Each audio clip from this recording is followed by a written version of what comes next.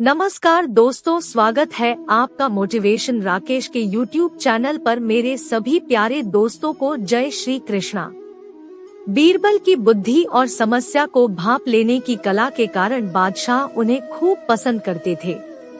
इसी कारण से दूसरे लोग बीरबल से उतना ही जलते थे। इन जलने वालों में से एक अकबर का साला भी था। वो हमेशा से ही बीरबल को मिला हुआ खास स्थान लेना चाहता था। बादशाह जानते थे कि बीरबल जैसा कोई और नहीं हो सकता है। वो अपने साले को भी ये बात समझाने की कोशिश करते थे, लेकिन उनका साला हमेशा कहता था कि वो भी काफी बुद्धिमान है।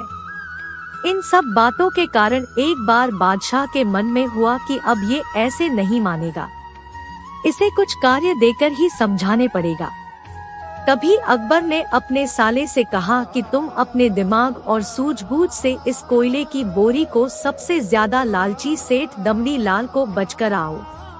अगर तुमने ऐसा कर दिया तो मैं तुम्हें तुरंत बीरबल की जगह दे दूंगा। यह बात सुनकर अकबर का साला हैरान हुआ, लेकिन उसे बीरबल की जगह चाहिए थी। इसी सोच के साथ वो कोयले की बोरी लेकर सेठ के पास पहुंच गया।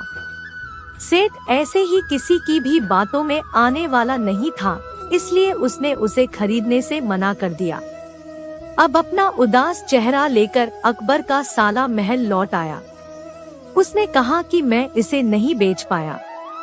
इतना सुनते ही बादशाह ने बीरबल को अपने पास बुलाया। उन्होंने अपने साले के सामने ही बीरबल से कहा कि तुम्हें सेठ दमड़ी लाल को यह कोयले की बोरी बेचनी है।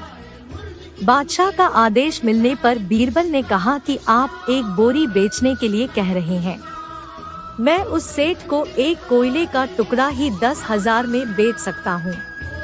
यह बात सुनकर अकबर का साला दंग रह गया। अकबर ने कहा कि ठीक है, तुम एक ही कोयले का टुकड़ा बेच आओ। बादशाह का आदेश मिलते ही एक कोयले का टुकड़ा उठाकर बीरबल वहाँ से चले गए। उन्होंने सबसे पहले एक मलमल के कपड़े का कुर्ता अपने लिए सिलवाया, फिर उसे पहनकर अपने गले में हीरे मोती की मालाएं डाल ली और महंगे दिखने वाले जूते भी पहन लिए। इतना सब करने के बाद बीरबल ने उस कोयले के टुकड़े को सुरमा यानी काजल की तरह बारीक पीसकर एक कांच की डिब्बी में डलवा लिया। इसी भेष में वो महल के मेहमान घर में आ गए। फिर बीरबल ने एक इश्तिहार दिया कि बगदाद में एक जाने माने शेख पहुँचे हैं जो जादुई सुरमा बेचते हैं। सुरमे की खासियत में बीरबल ने लिखवाया कि इसे लगाने वाला अपने पूर्वजों को देख सकता है। यदि पूर्वजों ने कोई धन छुपा कर रखा है तो वो उसका पता भी बता देंगे। इस इश्तिहार के सामने आते ही पूरे नगर में बीरबल के शेख रूप और चमत्कारी सुरमे की ही बात होने लगी। सेठ दमड़ी लाल तक भी यह बात पहुंच गई। उसके मन में हुआ, जरूर मेरे पूर्वज ने धन गाड़ रखा होगा, मुझे तुरंत शेख से संपर्क करना चाहिए। इतना सोचकर दमड़ी लाल शेख बने बीरबल के पास पहुंचा। बीरबल ने जानबूझकर उन्हें पहचाना नहीं। सेठ ने शेख से कहा कि मुझे सुरमे की डिब्बी चाहिए। शेख ने जवाब दिया, बिल्कुल लीजिए, लेकिन एक डिब्बी की कीमत 10,000 रुपए है। सेठ काफी चालाक था। उसने शेख से कहा कि मैं पहले सुरमा आंखों पर लगाना चाहता हूँ, उसके बाद पूर्वजों के दिखने पर ही मैं 10,000 रुपए दूंगा। शेख बने बीरबल ने कहा कि ठीक है, आपको ऐसा करने की इजाजत है। बस आपको सुरमे की जांच करने के लिए चौराहे पर चलना होगा।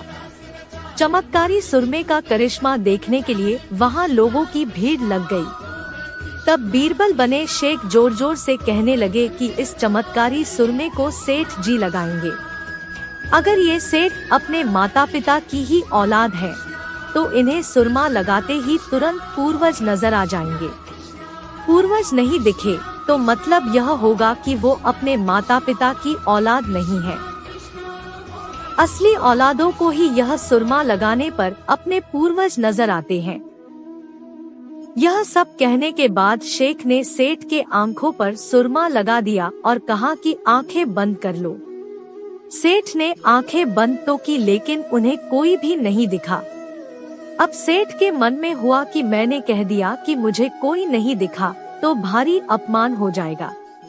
इज्जत को बनाए रखने के लिए सेठ ने आंख खोली और कहा कि हाँ, मुझे अपने पूर्वज दिख गए। इसके बाद गुस्से में लाल सेठ ने बीरबल के हाथ में 10,000 रुपए थमा दिए। अब खुश होते हुए बीरबल महल चले गए।